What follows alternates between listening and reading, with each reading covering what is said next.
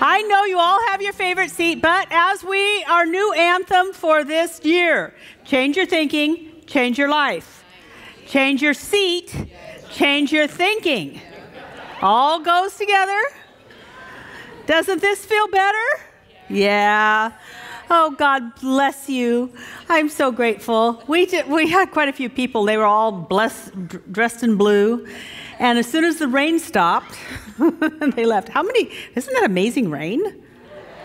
Wow, amazing rain. God bless it. I am Kathianne Lewis. You're here. It's great to have you here. And we're working this whole year on decide. Just to decide, because decision is such a pivotal thing in our life on any level. And we're talking about the power of decision this month. And so I'd like you to just assume that you could be blessed. So who's up for being blessed? Now, I need to define blessed. Blessed means to recognize the good. So would you be willing for something good to happen to you today? Great. So decide it, and then we'll start to welcome it. So just putting that out there, decide something good will happen, no matter who wins, although we know who will. All right? All right? So no matter how it turns out, we are going to be blessed today. And so we have a couple of traditions, an old one and a new one. Let's talk about the new one first. The new one is that a lot of us get on our cell phone and we say things, our smartphone, smart cell phone. Most of them are smart now, by the way. And we say things on our Facebook page like, I am at the Center for Spiritual Living, and you might add, and I've decided to be blessed, or I've decided I will accept some good, or whatever you want to say. So that people understand that normal folk go to church, or at least a center. So just sign in, get the message out. The other thing is a long-term tradition, at least 20 years old. And that tradition is that on any Sunday close to your birthday, we want to honor you, bless you, celebrate you, and give you a gift. So anyone with a birthday, please stand up. There's a birthday. And birthday, great. And right over there and right over there.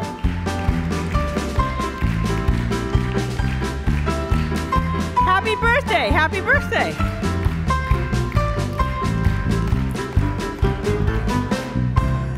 Birthday polka. Loving it. All right.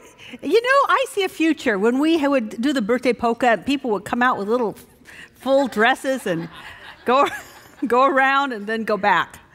That would be fun. There's always growth. And the last thing I want to say is that if after this service is over, you resonate with what the message is, I encourage you to fill out a connection card if you haven't already done so. That will put you on our extended email list so that we can let you know about all the things that are going on, because it's really a 24/7 center. We've got something going on almost all the time. So let's just take a deep breath.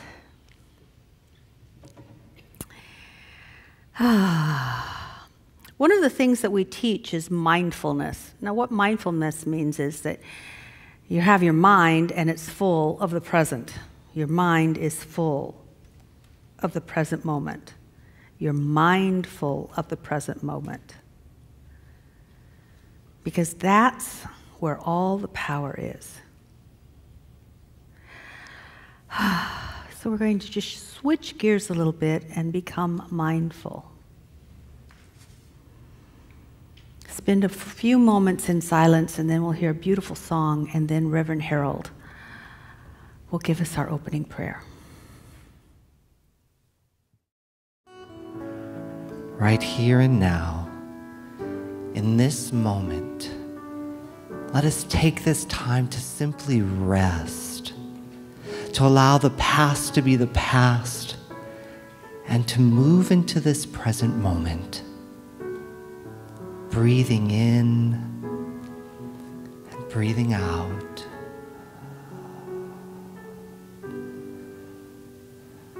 And in that breath, let us recognize the very truth of who we are, which is divine. For truly there is only one life, and that life is spirit, living, breathing within our very breath. And in that place of knowing that Spirit is exactly where we are, there's a sense of freedom. A sense that allows us to move beyond ourselves, to open our heart and our minds, to be able to hear that presence, to be able to hear it in the beautiful music with Beverly and Garnet, to be able to hear it in our wonderful musical team, to recognize it within the very words of Reverend Dr. Kathianne. Let us breathe into this moment the absolute truth that where we are, God is. And nothing and no one can ever change that. That truth is an eternal truth. Wherever we are, Spirit is. So I open myself to this service, and I welcome you to do the same, to open yourselves to that presence of the divine within and with all around us. And so it is. I will say it again. I said it first service. I need to say it again. One of the reasons we love to hear someone who belts it, who has a great voice and shares it, is because there's something within us that resonates with excellence. The thing that resonates in us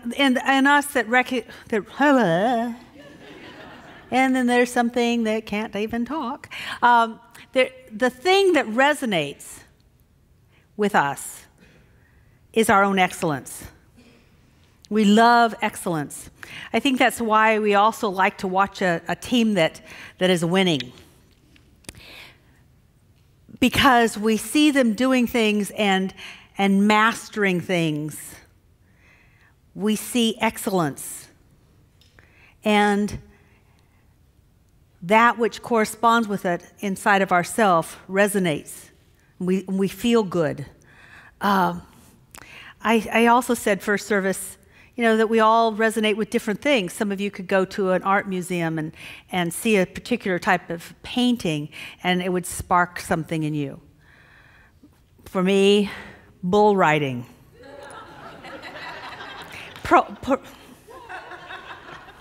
Pro bull riding was at the Key Arena. Let's talk.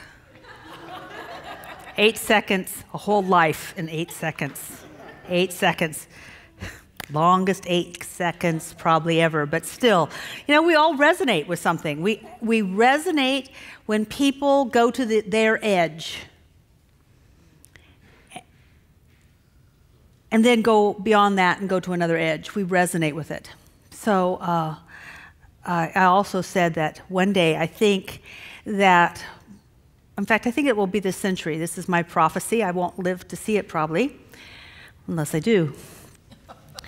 But I think by this century, more and more of humanity will evolve to the place where we're all living our own skills and our own excellence, and we will become less of a spectator society because we are living fully, and we won't get the juice by watching others. Instead, we'll have our own juice, and then we'll just come together in a circus and put on a big show and then go off, and do something else. That's my prophecy. But I want to introduce to you someone who had 8 seconds in about 2.5 months. Because think about it, if you're on that bull, there's a lot going on in 8 seconds. You've really got to, there's an up and a down and a turnaround, and how will this end? And to share his experience of an up, a down, and a turnaround, and how will this end, Frank Selden.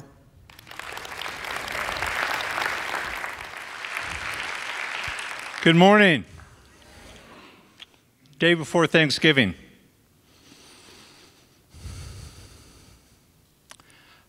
I couldn't even breathe. Basically lying flat, couldn't produce a sound. Air coming out of my lungs was not enough to make noise. That had been going on for about 2.5 months in a continual decline. I'd seen lots of doctors, I'd been to lots of specialists, and they all told me the same thing. Here's what's wrong with you, and we can't do anything about it. And on that Wednesday, I had been decreasing my appointment schedule, and my income was dropping off, and I was scared about all different kinds of things, including staying alive. And I only had one appointment on Wednesday, and I had to cancel it because I couldn't even talk. And that's what I do for a living, talk on the phone. And I like reached the end, and like Kathianne said, you tie a knot and you hang on, but I didn't. I did, but I also did more than that. I got mad at the only person I knew to get mad to, and that was basically God. I had these intentions for the year, and they were going great, and now they're not. And I have people praying for me, and I have practitioners, and I'm on the board of directors, and the ministers are holding me in health, and I'm saying all of the right words and doing all of the right things, at least I thought, according to the books and the classes I'd taken, and none of that was working. And that was because God wasn't doing what God was supposed to do. That's what I told God in my head. And I ranted for over 10 minutes. And then I heard this calm voice. It wasn't defensive. It wasn't judgmental. It was kind, and it said, listen to your body. It was not the answer I wanted. I had been listening to my body. My body couldn't do anything. And I was like, aren't you listening to me? There's nothing I can do. I don't know how to do this. I'm expecting you to do something and you're not. Same voice. Same gentleness, same words. Listen to your body. And I said, fine. I will. I had no clue what that meant because I thought I was doing it. Thursday, Thanksgiving Day, a lot of rest, a little bit of family, mostly rest. Friday, I get introduced to someone who teaches people as her practice to listen to their bodies. Somebody I didn't even know existed, a practice I didn't even know existed, in a town that's 2 hours north of here. I don't know how that happens. Her office was closed that day, and yet she sat with me for 2.5 hours and taught me to listen to my body. And I started recognizing signs that my body had been telling me for years. And my response was, suck it up and drive on. We have things to do. Listening isn't just, yeah, there's a noise there, there's something. Hearing to understand, something else I was learning. So we're embarrassed to tell this. The body is saying, I need calcium. And by the time I get to a place where I'm going to acquire calcium, I translate that into calcium. That's like milk, dairy, cheese, Cheetos. Oh, no. That is not an example of listening. I mean, it is, but you know what I mean? It's not helpful, right? And I was doing all of these things, but they weren't really helpful. And I really had to get down to the basics of what is mine to do. 2.5 hours I sat with her. 4 days later, I'm breathing normally. After all the doctors said they didn't know what to do. And I was afraid I was going to die. I can't explain it. I can't explain all that faith and that energy and how all of that comes together. And I didn't even see it. I saw fear and doubt, and it was producing a result. And when I said yes, this whole other realm of things I didn't even know came into play, for which I'm very grateful. And the biggest lesson I learned from that, though, really wasn't just the breathing. The big thing that I'm taking from this is I have a knowing deep inside of me that is stronger than ever, and this is the reason I really wanted to give this power talk. I had read books, and I'd been to classes, and I'd made statements, and I'd even been part of praying for people and been part of miraculous healings, but I now know today more than I have ever before that God is doing everything for our good. I had lost sight of that. And it brought me back. And that is, to me, the most powerful place to come from. And I've been focused on what I need to do and know that God is doing what God needs to do. And at the end of the day, I look at everything that's been done and I can say, in full conviction, and so it is.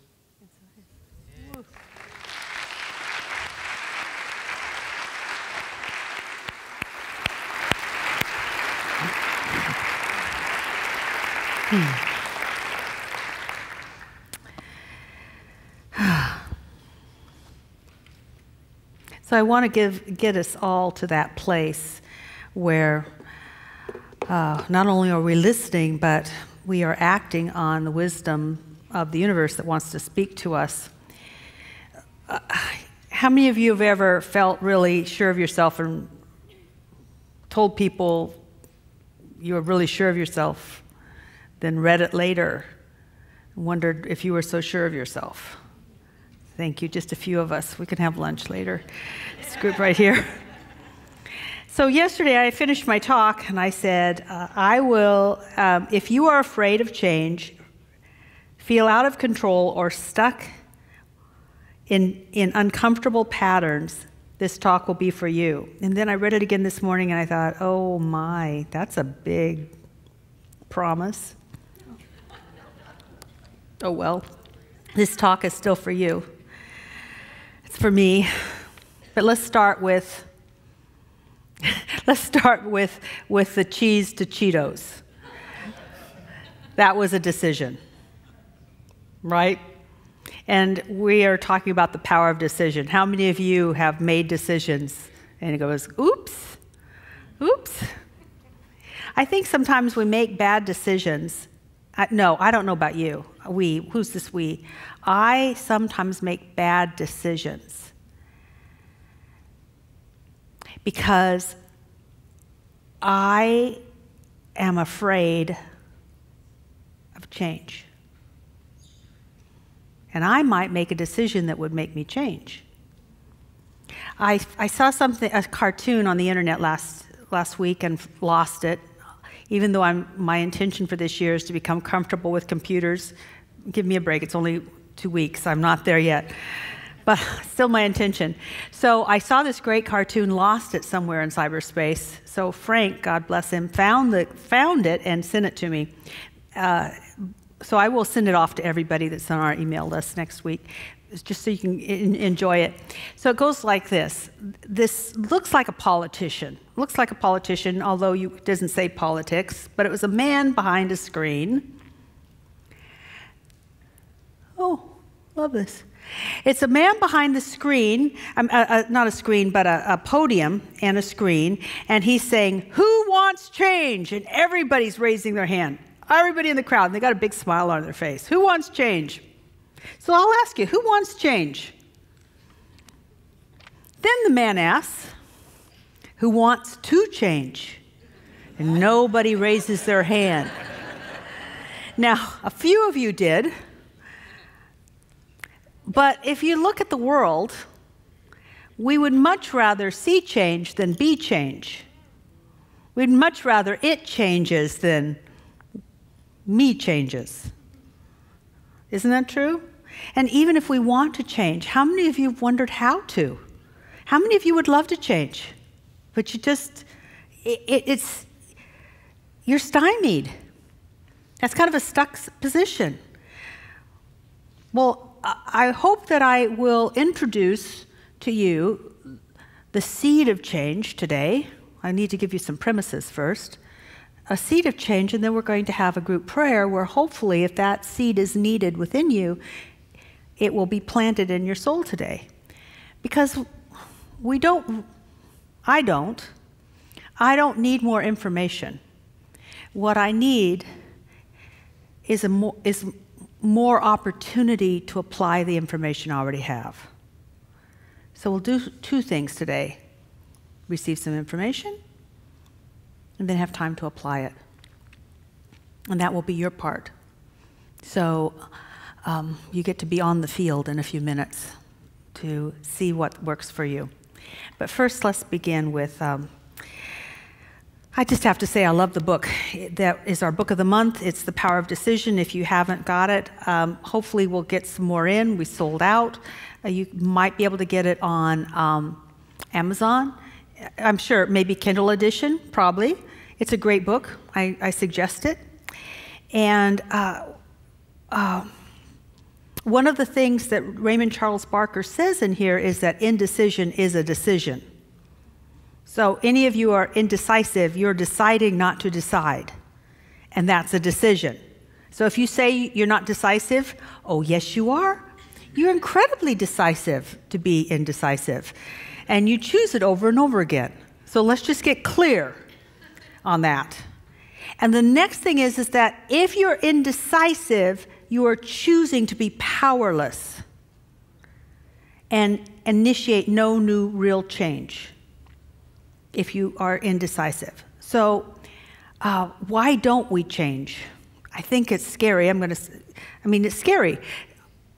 It's scary to me. When I think about changing, it's scary. So if I ask you to check inside your body, how many of you can do that? Listen to your body, like Frank was saying. Listen to your body. And I start talking about change. Does anybody feel uncomfortable at all? 1, 2, honest people. 3, 4, 5, 6. We're up to 12. It feels kind of a little squishy, doesn't it? In here? Sometimes I get a headache when I think about it. Change can be scary. And real change can be very scary. Do you know in the 90s and the last decade, the first part of this century, transformation was such a huge word? Transform this, transform your bank account, transform your home, transform your body, transform, a lot of transform. What they really should have said is the definition of the word, which was radical change. Radically change yourself. We want transformation, but radical change, let's not get crazy. Really? When you think about it, it's scary. Why? Because it seems as though we're out of control when things are changing. So if it's scary to you, then this is the right talk for you. But unfortunately, we seem to go back and forth between two extremes, feeling really out of control or stuck. How many of you have been in that experience? It's the valley in between, out of control or stuck. But I don't believe you want to be out of control, and I don't believe you want to be stuck because you're here. And a lot of people I know are either at a game, planning to go to a game, or go to a party to watch the game, or having people come over to watch the game. And you're here to learn about getting unstuck. God bless you.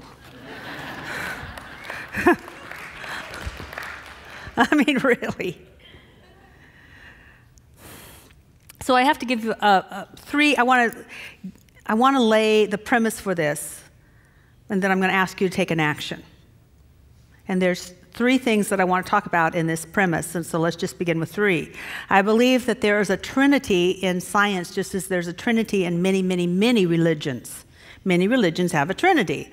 Taoism has a trinity, Christianity has a trinity, Hinduism has a trinity, and then wild for after that. But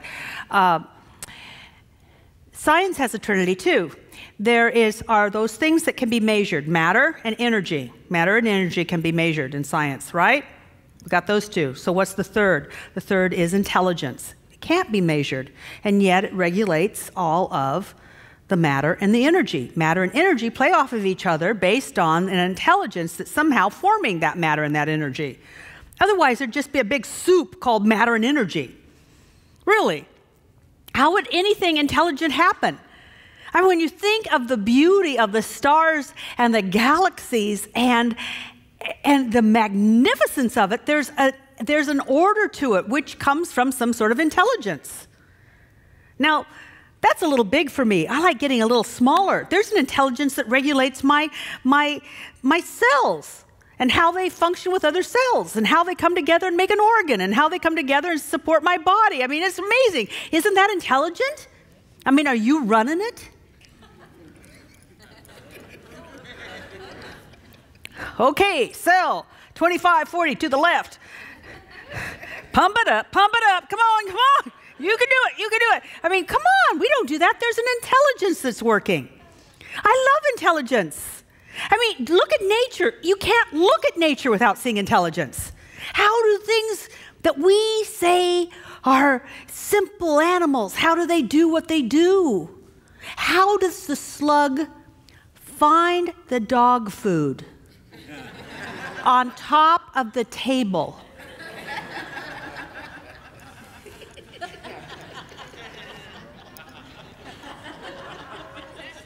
And it's a slug. Really, if a slug with a brain this big can find its good, so can you. No, I mean it, really. This universe is intelligent. Here's the one that boggles my mind. I found out about this since we moved to the country. And you know what's interesting? Is the animals that used to be in the country have gotten smart. They went to the city. We have no possums or raccoons.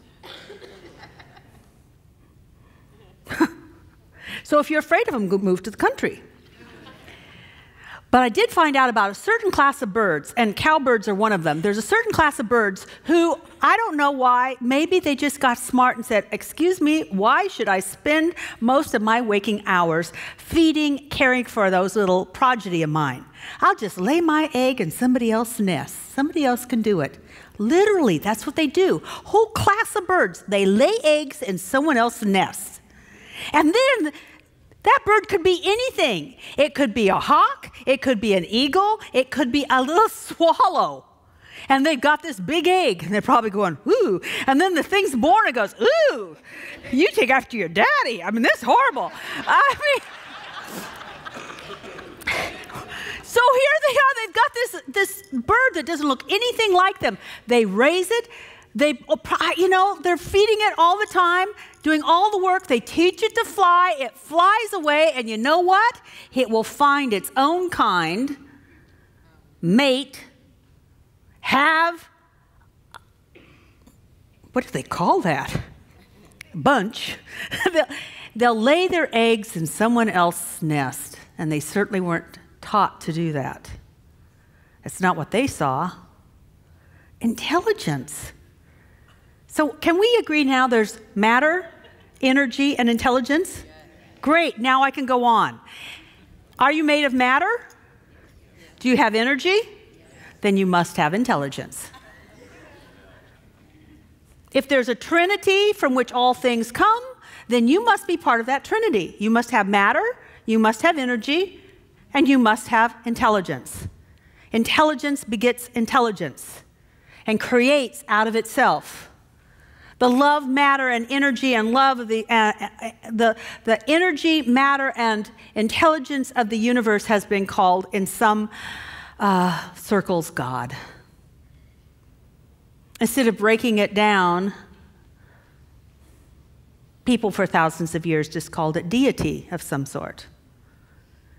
And we are created in the image and likeness of that deity, which means that we have what it is made of: matter, energy, and intelligence. And when we understand that, we can understand that as the universe acts intelligently, we can act intelligently. We can act intelligently. That's why Jesus could say, the Father and I are one. That which you're calling God, we're one. Oh, by the way, so are you. That's like the rest of the story that kind of dropped off. We are the expression of matter, energy, and intelligence taking form. Those are the first two premises.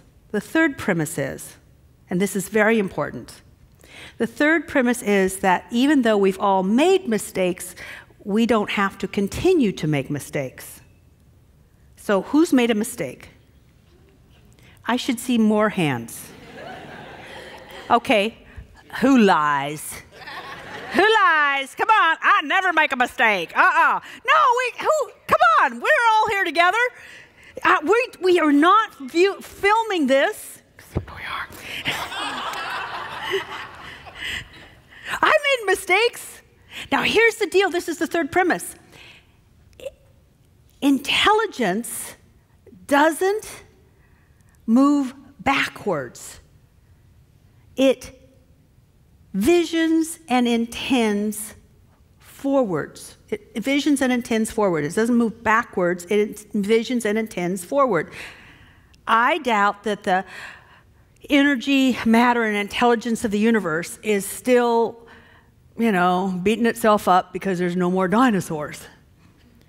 Instead, it used what it learned from that experiment and created birds. Easier to feed, more worms than other stuff. Does that make sense?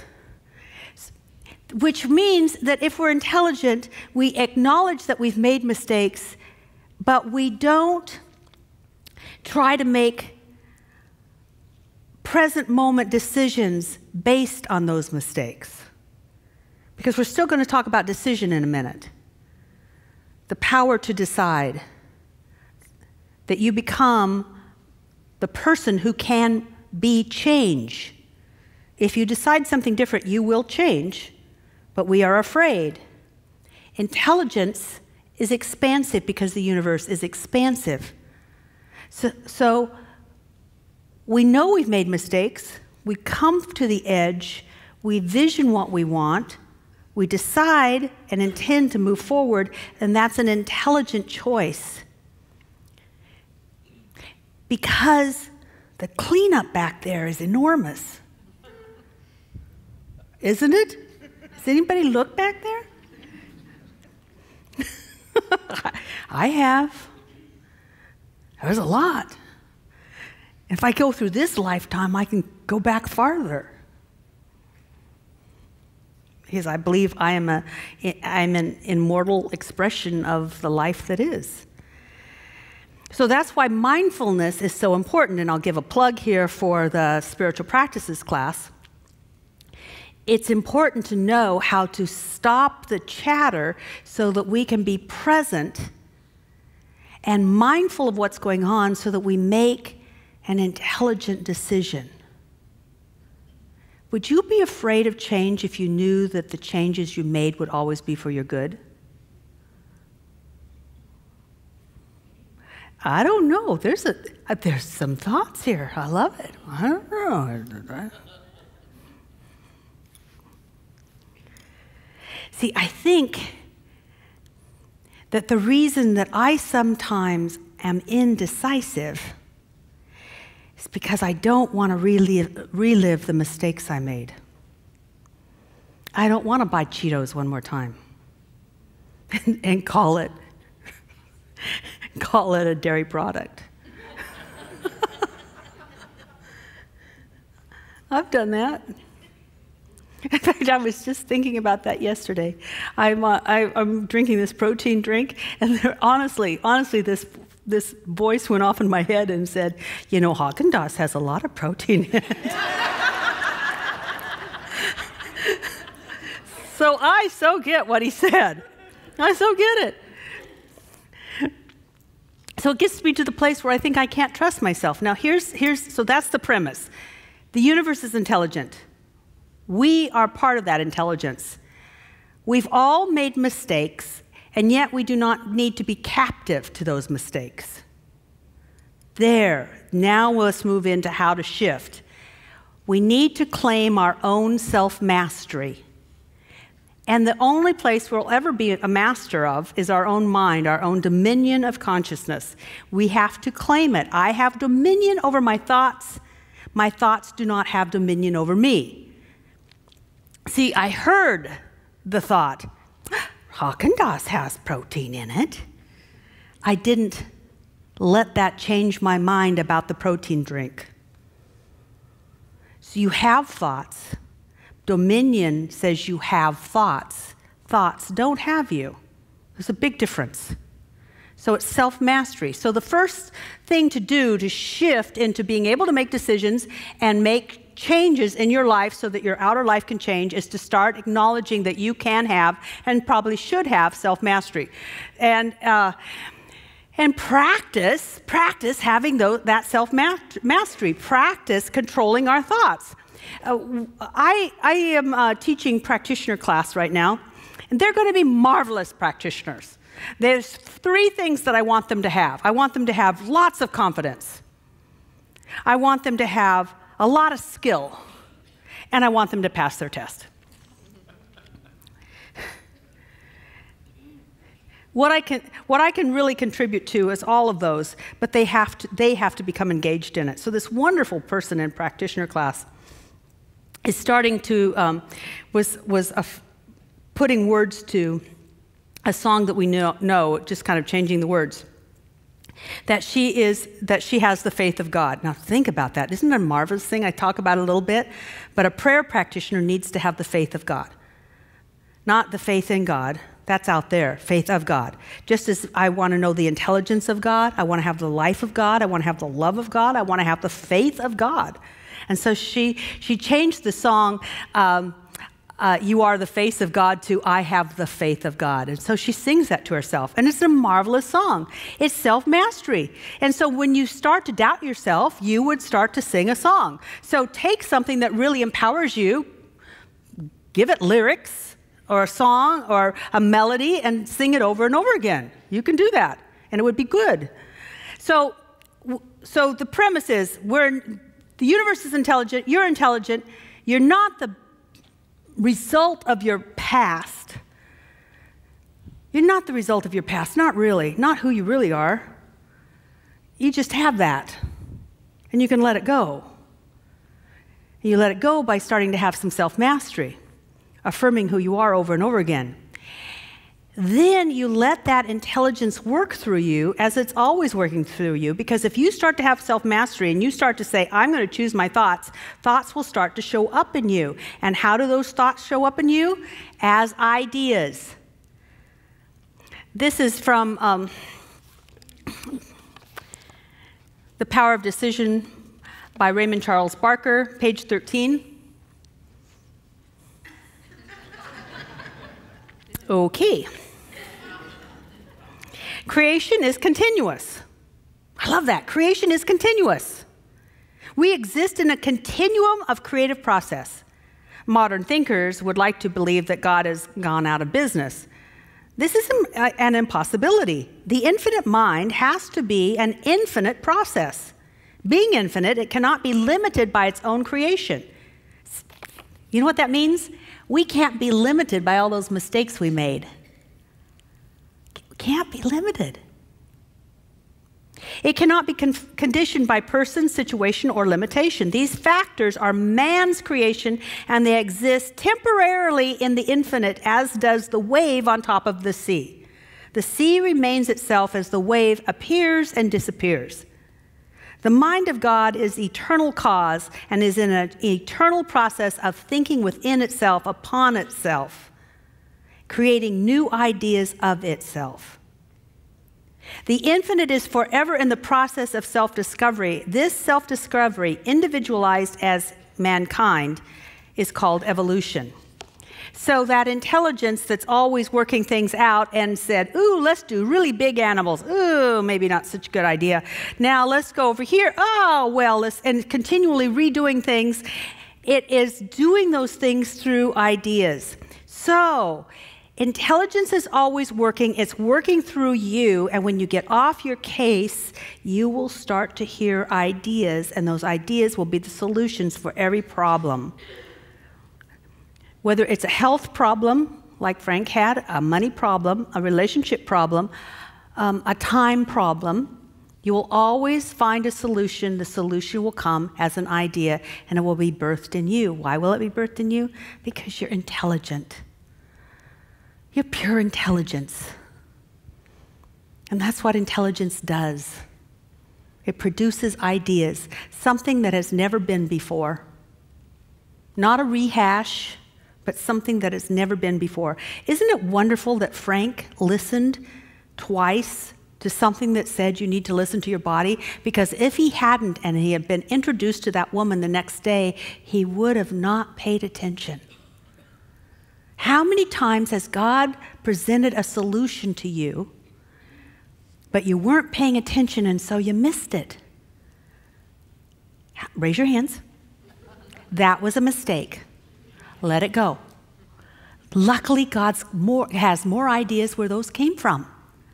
Lots more ideas, which is so exciting. So let's move into the real idea here, which is for you to apply this. So I'm going to ask Joel to give us some music.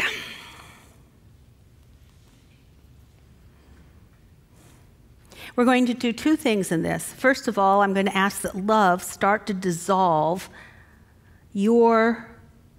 I'm not going to get into this, is a whole other talk, so please let's do the shorthand for this.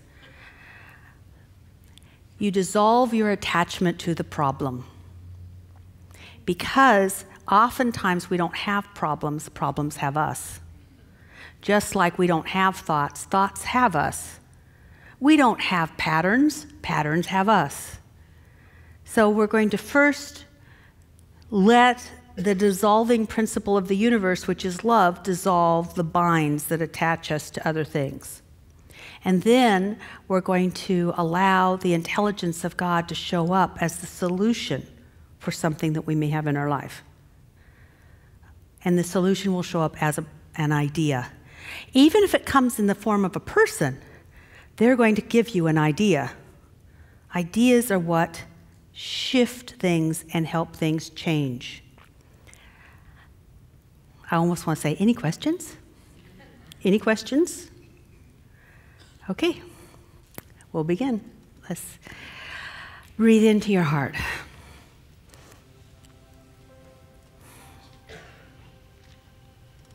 Breathe into your heart.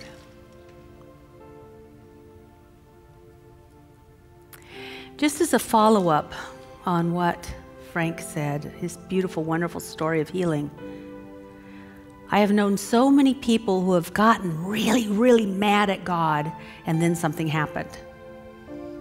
But I'm not sure that the formula is get mad at God and then He'll pay attention to you.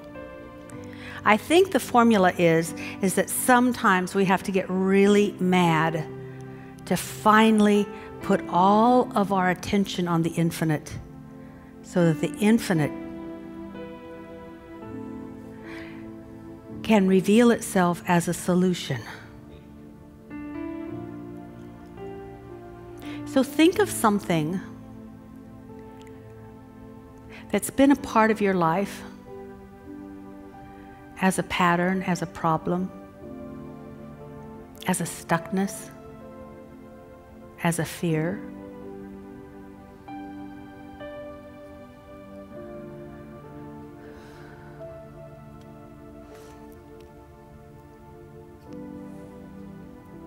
And imagine that it's right here in the room with you. Use your imagination to be very, very aware of this thing. And now we'll let the love of God flow over you.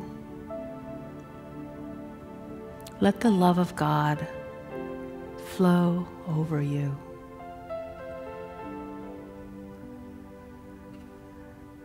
And imagine that just as water eventually erodes and dissolves the hardest rock, imagine that the love of God is eroding and dissolving the ties that bind. So the situation is becoming looser and you're becoming freer.